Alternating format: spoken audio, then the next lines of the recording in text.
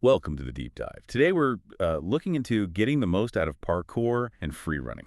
Yeah, specifically focusing on Frikanetwork in Watamu. We've got a report from them outlining some strategies. Exactly. So our mission really is to unpack how to make these activities super engaging, great for long-term health, and also, a way to sharpen your mental focus. All within that unique Watamu setting. Right.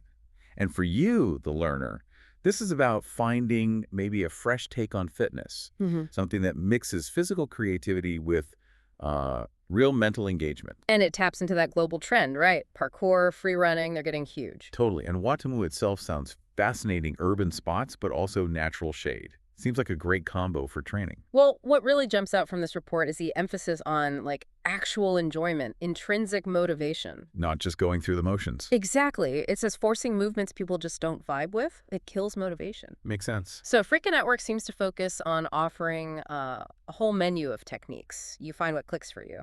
So you find your own flow. Yeah. Mm. It's like specific jump or a smooth climb that feels good. Precisely. And to keep that buzz going, the report talks about novelty, variety. Keeping it fresh. Yeah, instructors throwing in new challenges, maybe exploring different training spots around Watamu. Imagine that.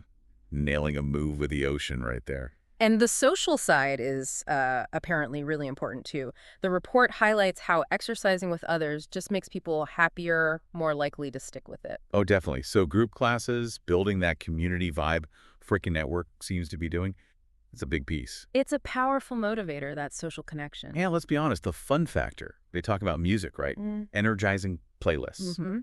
And playful stuff like parkour, tag variations, or creative obstacle games. Tapping into that kid energy, just jumping, climbing, because it feels good. Yeah. The report even gives practical tips for instructors, clear goals, training buddies, consistent schedules, basic but effective stuff.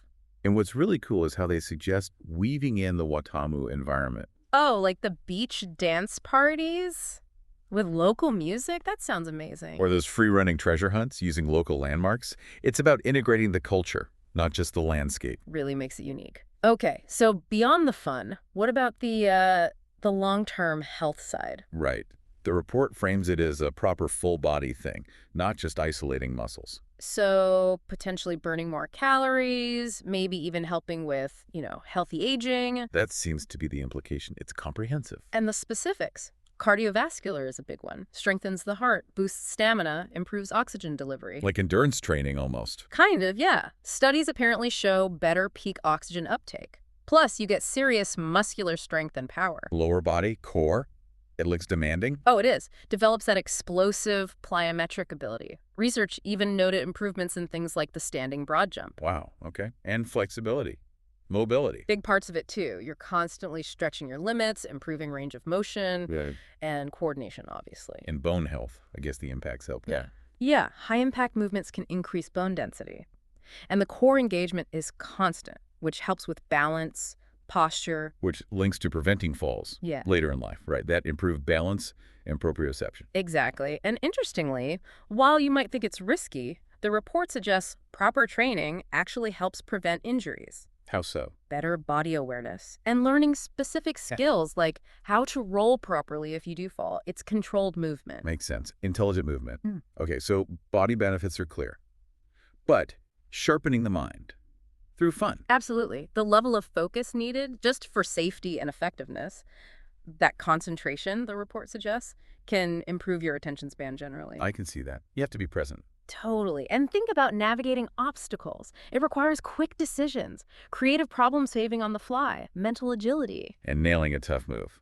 That's got to feel good. Huge confidence booster. Self-efficacy, that feeling of, wow, I actually did that. And stress. Is it out there? It's definitely mentioned.